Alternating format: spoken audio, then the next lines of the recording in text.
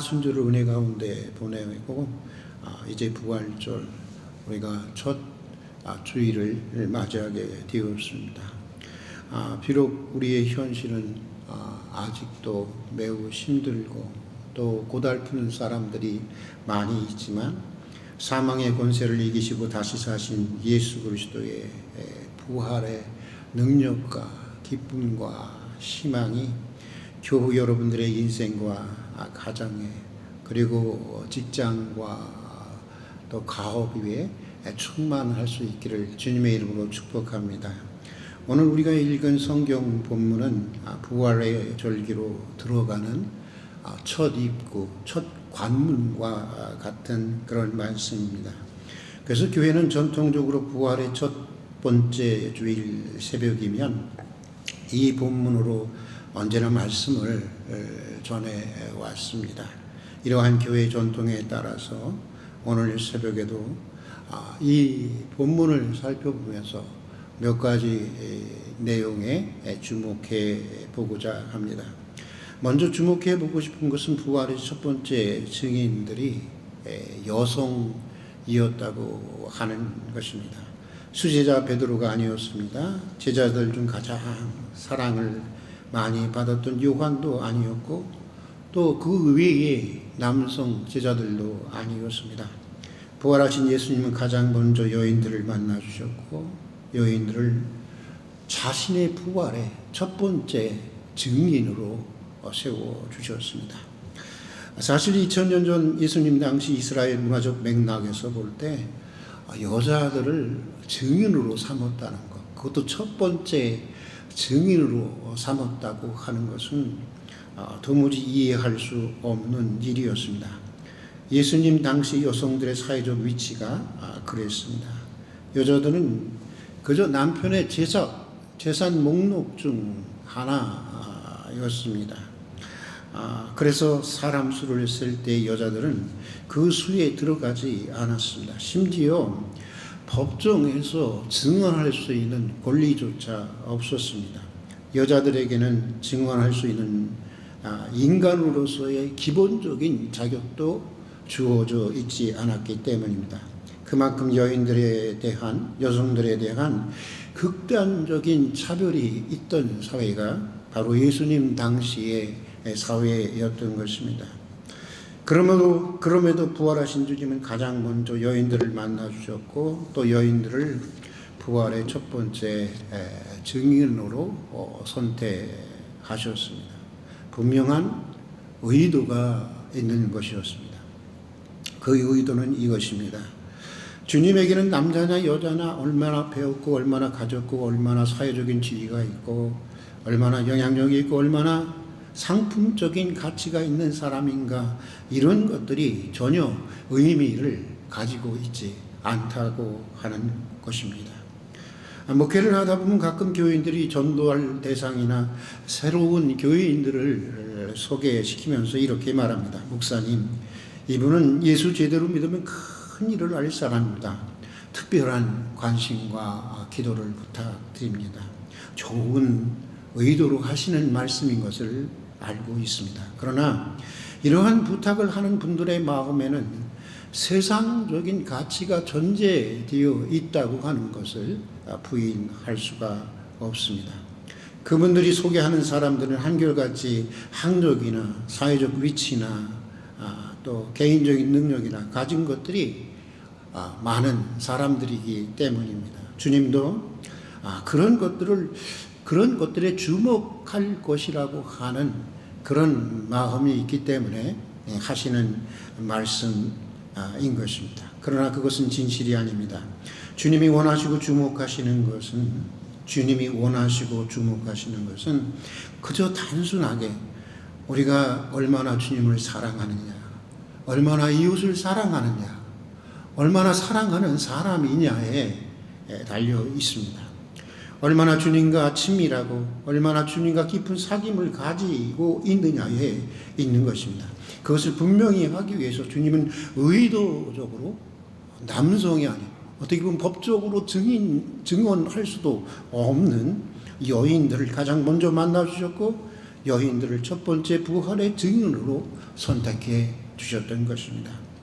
부활의 첫 증인들로 등장하는 여인들은 예수님 시대 평균적인 여인들처럼 배운 것도 없고 가진 것도 없고 사실은 많은 그 시대의 차별을 받고 살아야 했던 사람들이었습니다. 그러기에 큰 일을 할 수 있거나 또 큰 일을 맡길 만한 그런 사람들도 아니었습니다. 그러나 이 여인들은 누구보다도 주님을 사랑했고 주님을 사모했던 여인들이었습니다. 다른 모든 남성 제자들이 십자가 앞에서 배반하고 제 살 길을 찾아서 도망칠 때에도 끝까지 주님의 최후의 그 십자가에 달리는 그때 그 장소까지 끝까지 따라갔던 사람들이, 그리고 그의 최후를 지켜보았던 사람들이 바로 이 여인들이었습니다. 그리고 다른 모든 제자들이 두려워서 숨어 있을 때에도 이 여인들은 목숨을 걸고 안식구 첫날 새벽이 되기를 기다려서 한 걸음에 향유를 들고 주님의 무덤으로 달려간 사람들이었습니다. 아마도 그녀들은 그 밤을 꼬박 지새워서 새벽이 되기만을 기다렸을 것입니다. 그만큼 주님을 사랑했고 그만큼 주님을 사모했던 여인들이었습니다. 주님은 이것을 귀하게 보시고 이것에 주목한 것입니다. 여러 번 말씀드렸지만 신학대학원을 다닐 때였습니다. 어느 날 90이 넘어 보이시는 은퇴 목사님께서 초대 강사로 오셔서 이런 말씀을 해 주셨습니다. 평생 잊지 못할 말씀이었습니다.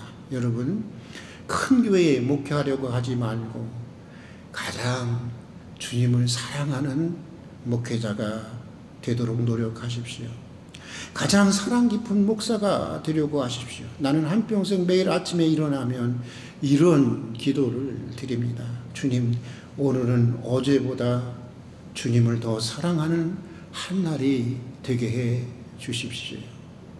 여러분은 여러분 자신에게 또 여러분의 자녀들에게 가지고 있는 가장 우선적인 소원과 기도의 제목이 무엇입니까? 대부분의 사람들은 큰 일을 하려고 하나님께 능력을 구합니다.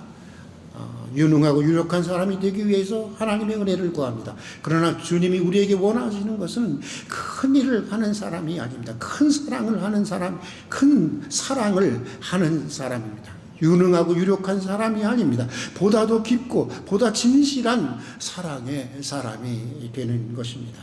오늘부터 시작되는 이 부활의 절기에 부활의 첫 증인들인 여인들처럼 주님을 참으로 목숨처럼 사랑하고 주님과 더 깊고 내밀한 관계를 가질 수 있는 여러분들이 될 수 있기를 주님의 이름으로 축복합니다. 여러분들이 가장 우선적이고 가장 간절한 소원과 기도의 제목이 주님을 사랑하는 사람이 되는 것이기를 진심으로 축복합니다. 부활의 첫 증인들처럼 부활하신 주님을 뜨겁게 만나게 될 것입니다. 또 부활의 첫 증인들처럼 부활의 큰 감격과 기쁨을 안고 살아가시게 될 줄로 믿습니다. 자, 또 오늘 말씀에서 주목해 보고 싶은 것은 천사들이 무덤을 막고 있는 큰 돌을, 큰 바위를 옮겨 주었다고 하는 것입니다. 예수님 당시 유대인들은 사람이 죽으면 가족 무덤인 이 동굴 속에 넣고 그 입구를 큰 바위로 막았다고 하는 것입니다. 예수님의 무덤도 그랬습니다. 그러기에 여자들은 자기들의 힘으로 어떻게 해볼 수 없는 이 큰 바위를 어떻게 할 수 있을지 그것을 염려하며 무덤으로 갈 수밖에 없었습니다. 그 사실에 대해서는 마가복음에 잘 나타나고 있습니다. 그냥 죽이 되든지 밥이 되든지 일단 가보자. 너무나 주님을 사모했기에, 너무나 주님을 사랑했기에 일단 가보자 하는 마음으로 대책 없이 그 새벽에 주님의 무덤가로 달려갔던 것입니다. 그런데 무덤에 이르자 예상치 못한 놀라운 일이 일어나게 됩니다. 무덤을 막고 있는 큰 바위만큼이나 무거운 근심과 염려를 안고 이르렀을 때 갑자기 큰 지진이 일어나는 것이었습니다. 그러면서 하늘로부터 천사가 내려와서 무덤 입구에 막고 있는 돌을 굴려 버렸다고 하는 것입니다. 어떻게 보면 동화 같은 이야기일 수도 있습니다. 그렇게 생각하시는 분도 있을 수 있을 것입니다. 그러나 그렇지가 않습니다. 동화가 아닙니다. 믿음의 길을 가다 보면 종종 전혀 예기치 않는 하나님의 이런 놀라운 일들을 경험하게 되기 때문인 것입니다. 드물기는 하지만 꿈에서조차 상상할 수 없는 일들이 기적처럼 우리 앞에 펼쳐지는 때가 있습니다. 그리고 이런 특별한 경험들은 우리의 신앙의 전격적인 변화와 성장을 경험하게 하기도 하는 것입니다. 부활절을 맞이해서 부활의 첫 증인들에게 일어났던 이런 놀라운 기적이 교우들의 인생과 가정에도 일어나기를 주님의 이름으로 축복합니다. 믿으면서도 하나님을 믿으면서도 주님을 믿으면서도 그림자처럼 늘 떨쳐버리지 못하고 따라다니는 염려의 돌들, 근심의 돌들, 내 힘과 내 능력으로 어쩌지 못하는 평생 끌려다니는 고질적인 문제의 돌들이 천사의 도움으로 굴려가는 은혜가 있기를 주의 이름으로 축복합니다. 그리고 또 주님에게로 나아가는데 장애가 되는 무수한 돌들, 의심의 돌, 교만의 돌, 탐욕의 돌, 죄악의 돌들이 굴려가기를 축복합니다. 부활의 첫 증인들처럼 우리 앞에 강구하게 자리 잡고 있는 죽음의 돌이 굴러가는 부활의 권능이 우리 교우 여러분들과 한평생 함께 하실 줄로 믿습니다. 자, 또 마지막으로 주목해 보고 싶은 것은 제자들에게 갈릴리에서 만나자라고 하신 주님의 말씀입니다. 여러분 왜 하고 많은 장소들 가운데 하필 갈릴리였을까요? 사실 제자들 입장에서는 한시가 급한데 지금 당장 부활하신 주님이 그들을 찾아가 만나 주시면 안 되는 것입니까? 예루살렘에서 부활하셨으니까 예루살렘에서 만나면 안 되는 것입니까? 왜 꼭 그 먼 북쪽 갈릴리까지 가야 하는 것입니까? 예수님과 제자들에게 갈릴리가 가지는 의미는 과연 무엇이었을까요? 만약 우리가 부활하신 예수님이라면, 만약 내가 부활한 예수라고 한다면 그 상황에서 우리는 일반적으로 두 가지 중 하나를 선택할 가능성이 많을 것입니다. 하나는 체념입니다. 그래, 이런 세상, 이 따위의 인간들을 위해서 내가 수고하고 희생한다는 것이 무슨 의미가 있고 소용이 있겠는가 하면서 완전히 인연을 끊고 인간에 대한 모든 연민을 접어버리고 아예 체념하며 살아가는 것입니다. 그런가 하면 또 이런 가능성이 있습니다. 예루살렘에 남아서 자기를 대적하고 죽인 원수들에 대해서 철저하게 자기가 받은 것 그 수백 배, 수만 배 이상 복수하는 것입니다. 그러나 부활하신 예수님은 체념도 아니고 복수도 아닌 갈릴리라고 하는 제3의 선택을 하셨습니다. 여러분, 갈릴리라고 하는 곳은 주님께서 제자들과 처음으로 만났던 곳이었습니다. 우리가 연애할 때 적어도 있지 않지 않습니까? 첫 데이트의 장소, 그 장소만큼 있지 않을 것입니다.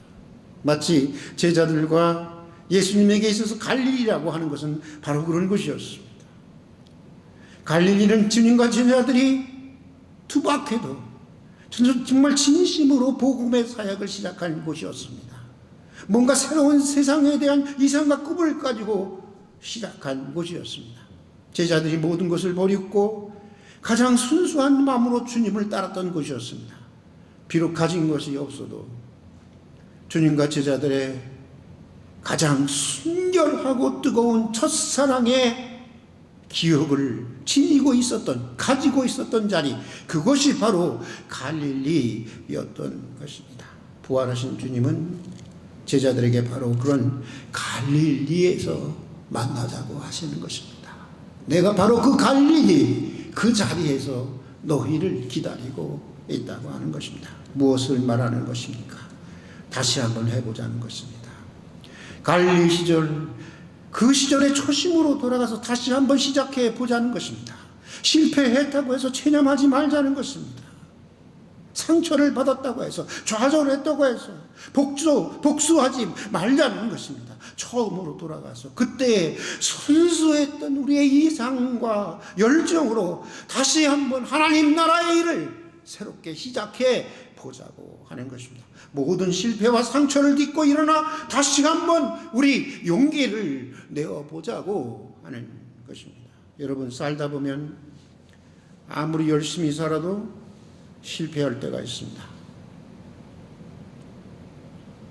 밤이 맞도록 수고했지만 얻은 것이 하나도 없다고 했던 허무한 베드로의 고백을 안고 살아가는 경우가 종종 있습니다.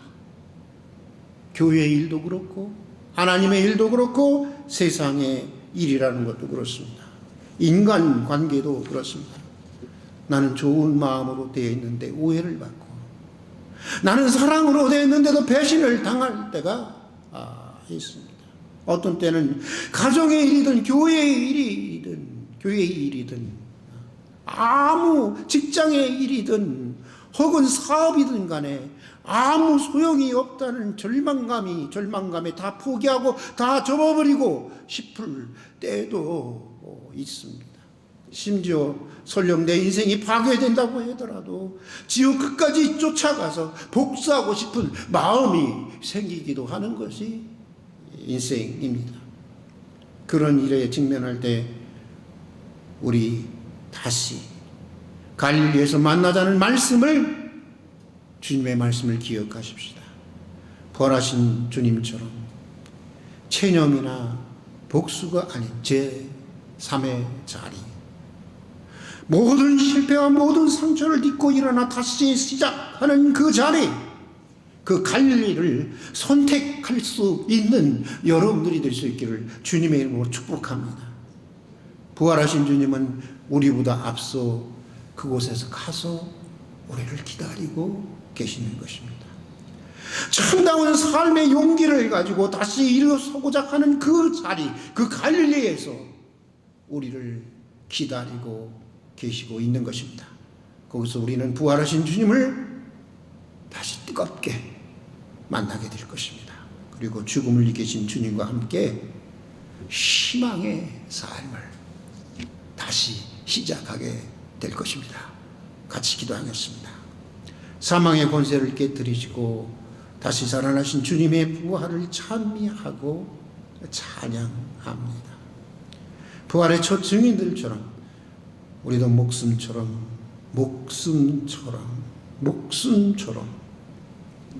주님을 사랑하는 사람들이 되게 해 주시옵소서.